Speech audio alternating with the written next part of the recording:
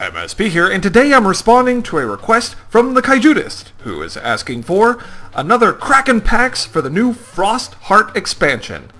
Hey, I love Kraken packs, so let's do it! Okay, so today we'll be opening 20 packs, so let's get started.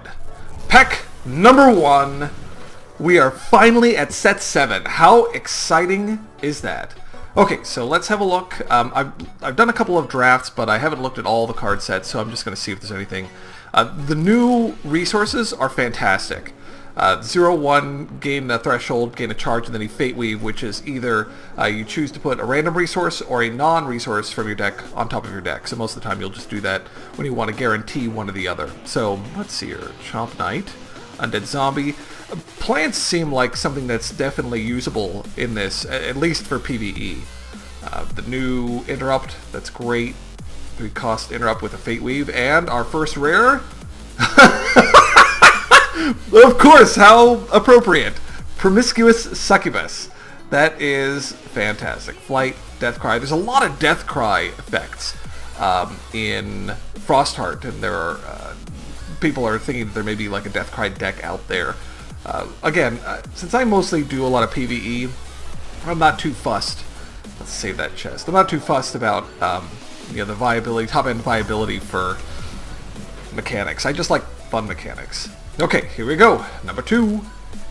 Blood Ice. Oh, yep, Mind Caller, that's a reprint. Feral Fuel Conquer. Gnolls. Gnolls are still on my radar. I still want to do a Gnoll deck. I just don't know if it's actually viable or not. Double the Gladiator of each other troop you control with Gladiator. Each other troop. That's, of course, the important part. Lixil's Bauble. I like this. It really gives you some nice control over your draws. Pile of Nuts. This is crazy in draft. Ran up against a couple of those. Playing action, gain a charge. That's a constant. Okay, so let's take a look. Frostlock. Void up to 3 target opposing cards. When this leaves play, put each card void. Oh yeah, I heard about this one. I think this is sort of in the wings for like a sideboard, like endgame sideboard. Because I mean, voiding 3 target cards is crazy good for 6 resources. So, okay, save that chest. Here we go, pack number 3. Hopefully we'll get a legendary or 2. We'll see. We will see. Lightbark. Vampires. The Morsel of Madness. Oh my gosh, there's a ton of amazing mill cards in this deck. Or in this set. It's fantastic. I mean, it's blatantly obvious the very first deck that you should try and make for the Frosting Arena. I had the misfortune of spending a lot of time on a mill deck. Got to a point where I was really happy with it. And then I decided to do a search for Spiraling End on Google, and I don't look at other people's decks when I'm trying to do my own, because I want to have some level of creativity. So I did a search for Spiraling End, and the first thing that popped up on the search results, because I was just looking for Hex TCG browser, the first thing that popped up on the results was a deck that talked about Spiraling End, and then I was like, oh, all my time wasted. Oh, so this is another one of those great mill cards. Cult of the Nameless City. The berry effect is not fantastic unless you pair it with Funkle Bloom, Feral Bloom. I don't know, one of those. It's a bloom card. That's another mill one. But the draw is amazing. If there are 20 more cards in opposing crypts, which is very easy to do, spend 1 as a one-shot to draw 3 cards. That is fantastic. That is a fantastic mill. So let's speed it up a little bit. Sorry. Just like in movies, exposition ruins card openings, right? Twilight Eclipse, I won second place in a draft with drafting a couple Twilight Eclipses. That was fun. Lots of new clerics. Can't wait to update my PvE cleric deck, because there are a lot of new clerics, and every time I see those, I'm like, oh, I want the clerics. Squirrels. Okay, let's see what we get. Vision of Ziota. That's nice art. That turn, Champion Fate Weaves. When you play a resource, it gets Flight. When you play a non-resource card, +1/+1 this turn. It's a witch. Maybe there's a witch deck out there. I swear, there is an... I feel the Gnoll is strong in this set. I want to make a Gnoll deck super, super bad. Continue. Save that chest. Number 4. 5. One of those. One of those. Yes! Okay, legendary. First legendary. Undead zombie. Lethal and death cry. Weave into nothing. A pack mule. Let's see if there's anything else as I try. Good. Another primal prism. That's excellent. Renew. Okay, and let's see what it is. Lord Blightbark. When a troop enters play under your control, trigger its death cries. See, this was the card that I was exactly thinking of. When a troop enters play under your control, trigger its death cry. So you don't have to death cry in order to trigger these effects, and then you get it sort of like twice. So target troop you control gets +2/+2, or target opposing troop gets -2/-2. You couldn't have two more fantastic sort of combinations together in the same pack. Obviously, you could see the advantage of getting sort of double use out of these death cries. It's fantastic. Yes. There shall be a deck, I believe. Okay. Here we go. For another. Rhymeclaw, the Frost form, I really like this mechanic. You pay 2 less resources for a troop that has Frost form on it, and it drops its defense down to 1. I'm definitely going to be making a Ranger Beast deck. I'm currently leveling up a human to do that. Daybreak Diviner, this was great in my draft. I did a Constance draft deck, and these were very good in it. The player gets attack equal to the highest attack among troops control. I've seen that in the draft meta. Playing extra, bury the top 3 cards of each opposing champion's deck. It's just costed very high. The 4 cost is just high. I mean, it's good, but it's just high cost. Let's see what else. Nope. Okay, so Massacre. All troops get -3/-3. So it's kind of a pseudo board wipe, a pseudo extinction, as long as everything is 3 defense or lower, of which there are quite a few troops in this set, especially if you take the Frost form options on things like the Borean Leopard. Yes, because of course extinction is no longer in the current rotation, so you need something. You need board wipe, right? Gotta control those slide decks. Come on, guys, control the slide decks. I love slide decks. I don't know. You know, you need something that punishes the big fat wonky clunky decks. I mean, come on, just like stop it with this nonsense. You know, I take 10 turns to get up and running, but then it's impossible. So it's like, okay, well, I'll kill you in 4. Benediction, target troop, nope. Fate Weave. What was this one? Revert another target card. And Illuminate. Illuminate's another one that I'm interested to kind of just play around with. It seems like something that could be fun. And let's see what's the rare. Cycle of Life. Death Cry, summon a random troop with cost -1 same shards. That's neat. There's no... I don't think this shows equipment when it's on there. No, it does not. But that'd be interesting to see if there's any good equipment for that one. Okay. Moving on up. This is a perfect time. I probably should have said this as a disclosure at the start, but do not crack packs. Do not crack packs. I know I'm doing it, and I'm doing it for your entertainment, so you can just see a whole bunch of packs that are cracked. But you do not want to crack packs. You want to draft with them. Okay, Feral Fuel Guzzler. This is another one that I'm keeping an eye on. When you play in action, this gets Gladiator 1, because that's permanent Gladiator 1. Then you can pair that with one of like the double Gladiators. Maybe that's a thing. Cadaver Beetle. Dick. I hate all those basic actions that give Death Cry. If it was quick, then you'd have something that's possibly a little bit more workable. Because then you could just kind of, haha! Look, I get a 2 for 2, whatever. Anyway. Squirming Terror is neat. I like Unblockable. Ooh! Human Cleric. When you play a non-resource card, Illuminate 1. That's cool. I like it. That's good art, too. Super cool. I mean, she's got, this looks, is that, yeah, so she's got a candelabra on her head. It looks like it's floating, but, we all know that there's a hidden pole behind her head. That's, you movie magic trickery, you can't fool me. You are not using magic. You're using trickery. Day of Light. I had a couple of these in my draft decks. That was fun. Compulsive Gambler. Another Minotaur. Looks like he's on an ice toilet. This attacks at the top card of your deck's resource. This gets +2 attack. That's interesting. With Crush, 3 cost, I wonder if that could fit in the Minotaur deck. Possible. Good. Wild Ice, I want a full set of the Wilds. That's great. Sapphire Ice, or I should say of the Ices. Flight, Mesa. There's a lot of Coyote Warlocks in this set, too. Ooh! That looks fun. At 8 resources, not so fun, but let's see here. Deploy, target troop gets +4/+4 and Crush this turn. That's great, so it actually has an impact when it first comes out. Put this from your hand into your deck, target troops. Oh, that's actually...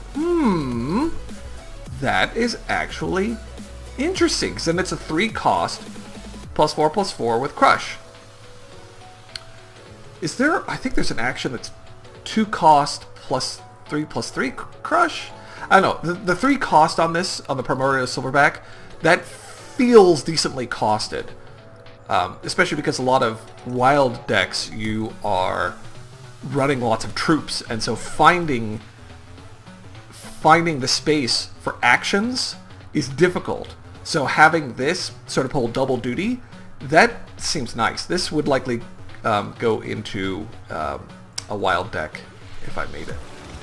Save that chest. Halfway through, at the halfway mark. Okay. Let's see what we get. Iron Maw, Deep Freeze, Walking Boneyard is interesting for each troop and opposing crypts. I was initially looking at this for the mill deck that I was making, but it's just too expensive. Doesn't come out fast enough. And then I saw that that one deck. That was what was linked. Was the deck that had that the Spirit of Retaliation or Retribution. It's a diamond troop, but it's boot equipment. Allows you to put it into play when an opposing troop attacks. And I was just like, oh, I did not see that equipment. It's so good for a mill deck, because it just lets you stall out forever, because it's a 0/4 flyer that has life steal, so you can get some health back after you've taken a couple of pings. Anyway, I'm lamenting... Basically, I'm just lamenting the loss of my unique mill deck, because it's basically the entire time I narrowed down to mill deck. I was doing the final touches, and I looked when I did that search for Spiraling End, and it just shot the whole deck in the foot. I was like, well, I'm not going to keep on doing this one, because I don't want to release a deck that somebody else has already done better than I did. Socketable Miner, deploy. You have this battle target. Oh, okay, yeah. So this is one of the hate cards. So each destined to lead. Troops in your deck get all socketed powers of this. Huh. Interesting. Oh, that's neat. I like the lore on this. It started a chant of our own, so apparently the chants are a faction thing with the necrotic.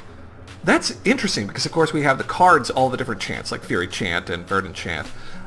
Interesting that that's possibly leading to a greater lore thing. And Lixil is kind of like Sylvanas, if you played World of Warcraft, and so of course I love the character. So yes, please, more Lixil in this lore. Will take. Absolutely. Down to 10. Let's see what we get. Okay, another rare. Hopefully we'll get one more.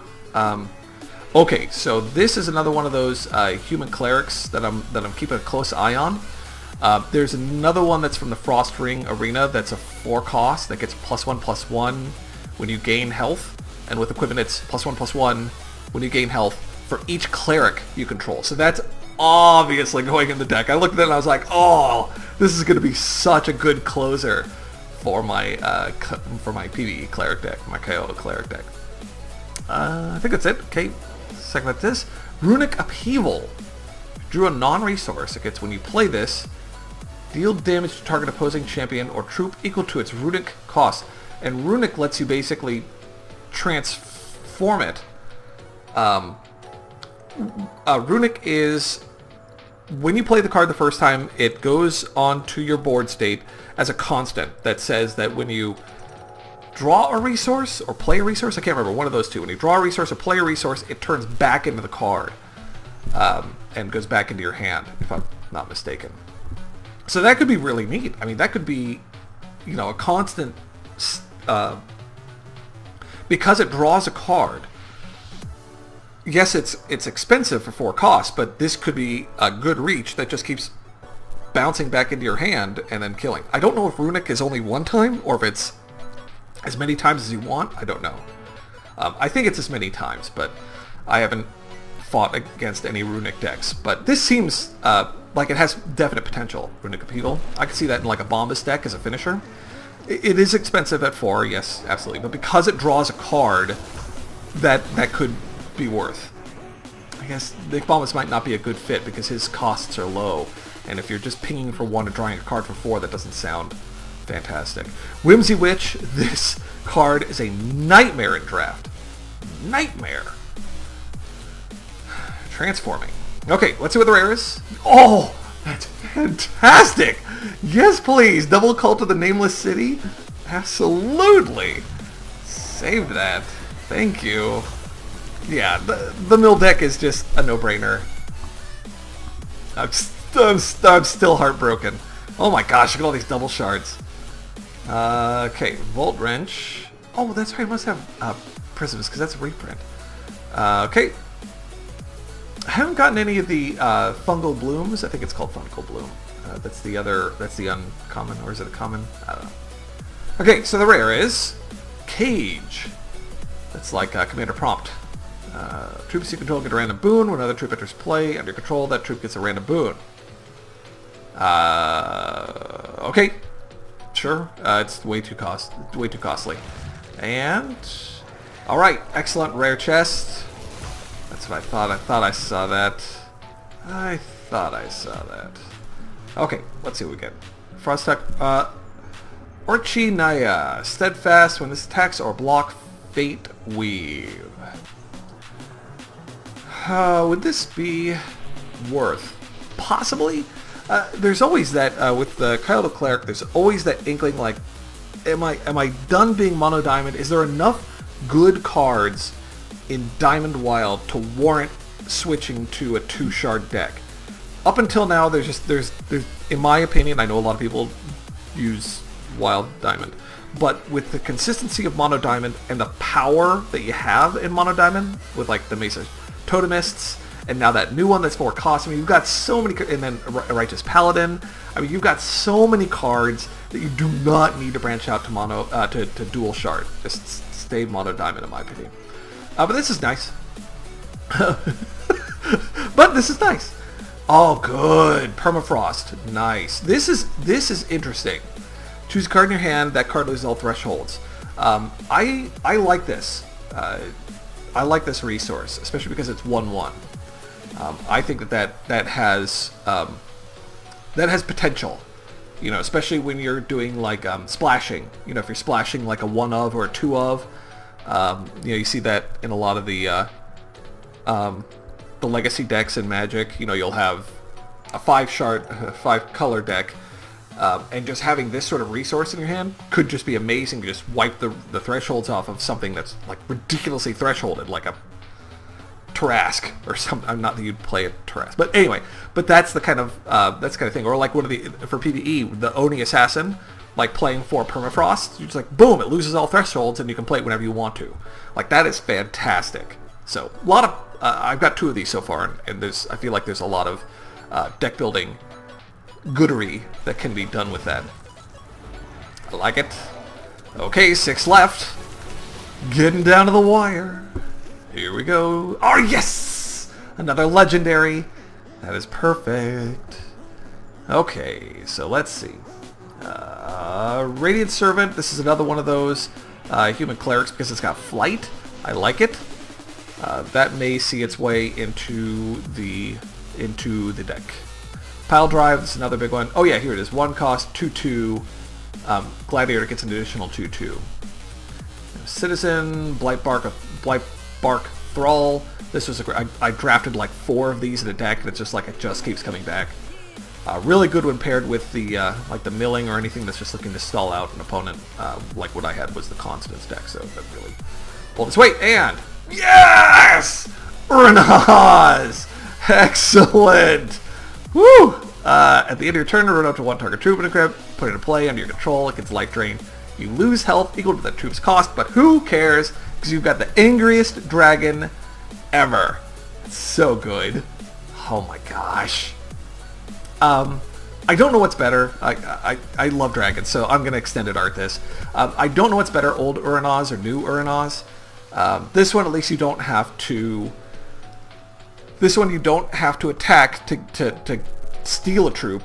And the other advantage is that's the end of the turn, which means the turn that you play it, if you manage to get 7 resources, the turn that you play it, it will have an impact if it's not immediately answered on that turn. So if your opponent doesn't have quick removal, that's it. You're stealing a troop and it's getting life drain. Yeah, you have to spend some health, but who cares, man? That's awesome. Yeah, buddy. Sweet. Sweet. That makes this all worthwhile. No, it still doesn't. Don't crack your packs. Remember, I'm sacrificing. Spell Song Sweeties. Aw, how cute. I know I got one of these at the start, but I was lamenting, I think, about my mill deck at the time. Oh, my mill deck! Once per turn, when another troop you control transforms, this transforms into a copy of the troop. Neat! I can see that being powerful. That feels workable, especially if there's a good... if there is a good... Once per turn... I guess it retains this ability? I'm guessing? Right? That would only make sense, that it doesn't... permanently transform into that. This transforms it, or maybe it does. I don't know. Okay, what's the rare? Another vision. Blech. Whatever. Maybe there's something before that. There's that Knoll again. Anything else? I don't think so. Narrow Magnitude. Like, I see this card, and I keep thinking that it's supposed to be a different shard. I don't know. Target troop you control gets +1/+1. That's solid. Save that chest. Going to 4 left. Here we go. Hopefully we get another legendary. I mean, if we don't, it's okay. Woolly Moa. There's another Frost form. Deploy and Death Cry. That's cool. Fate Weave. This is a good little fix-in target, perhaps. For 2 cost. 2, 3. Meh. It's okay. Blight Bark. 5 random cards from your crypt into your deck. Gain 5 health. Meh. What else we got here? Gladiator 3 and Crush, that's neat. Morsel of Madness is excellent, we've already talked about that. Vine Lash, Nature Reigns. Oh yeah, the Dawn Steed. The Dawn Steed was the other thing that I got like 4 or 5 of that I drafted. And then I just played that champion that has 17 health, but for 3 charges you do a Dawn Break or whatever that one is. You create a constant that gives you 1 health per turn. So it was just a ton of Dawn Steeds and a ton of constants and 2 of those Twilight, what's-his-names, that just did damage passively. Second place, More Drum. Put target troop with cost 3 or less when you're crypt into play. That troop gets invincible, and when a card you control named Mordrum leaves play, put this into your deck. Interesting. Interesting. I like that it gives the other troop invincible. I like it. I mean, obviously because they're tethered. You know, that kind of stinks. But Daybreak, that was the card I did. Okay, so 3 left. 3 left. Obviously, you know, there's going to be a... Yes! Yes! Excellent! That is some good value there. 3 legendaries in 20 packs. Yes, please. Benediction, Runic Missile. Go nuts. Transform target troop you control into a merry squirrel. Cool. Morsel of Madness is great. Execute is good removal. Good budget removal, I should say. Hide and seek. Okay, so let's see. Okay, here we go. Number 3. What is it? Scales of Twilight. Bleh. Bleh. Summon a Daybreak and a Nightfall. If you have more health, destroy target card. I mean, it's basically the constant version of... oh my gosh. That troop that's a 5/5 flyer that reduces in cost every turn from set 1. I'm gonna completely blank. Okay, moving on. Save that chest. Here we go. Okay, I think this is what, 2? Down to 2? Okay, here we go. We're down to the wire. Another Twilight Eclipse. This feels another thing that I think could be done with. Moshpit Gladiator. Since gems have rotated, this has gone down in value, I think. I mean, you could put it in a Blood Sapphire deck and do the Mill 5. That's fine, but... Meh. Plant zombies. I can't wait for plants. Plants are another... Gnolls and plants are always in the back of my mind. Like, I am going to do a Gnoll deck, and I'm going to do a plant deck. So, that is definitely something that I want to do. What else we got? Food for thought? Whatever. Okay, so let's see here. Look, awesome! I was like, you know what? I probably want like 2 of the Primordial Silverbacks in a deck. You probably wouldn't want more than that. I mean, because you wouldn't necessarily want a 1 of. But that's just great. Now I've got 2 of them. Perfect. So there we go. Set and done. And a rare chest. Excellent. Okay, and here we go. And now, pack number 20. Here we go. Last pack of the day. And it's a rare. It's okay. I don't feel bad. It's alright. No, it's fine. Another Feral Fuel Conqueror. I'll have to see if there's equipment that like drops the cost of this or something, because you know, if this was 6 is always tough. 5's tough. I mean, if it's not 4 or less, you really have to take a hard look at it, see if it's actually going to pull its weight. Okay, and the rare is Boglum the Mad Marsh. This would deal combat damage to an opposing champion. Summon a Dementia Daisies for each damage that would be dealt instead. Well, it's got Crush. That's neat. I wonder if there is a charge deck out there with Dementia Daisies and Boglum, where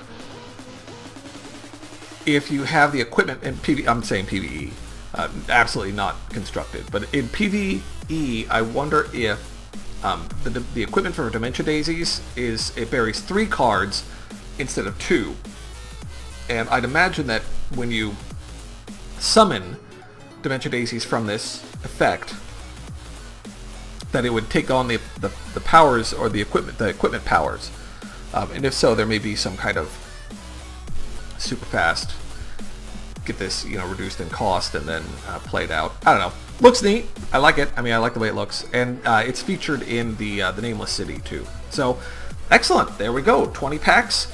Hey, got 3 legendaries. I got an Uranus. I got a couple of the Nameless Cities. That wasn't too shabby at all. Excellent. Thanks for watching. If you haven't already, please take the time to subscribe. And as always, I'm MSB, wishing you good games and good times.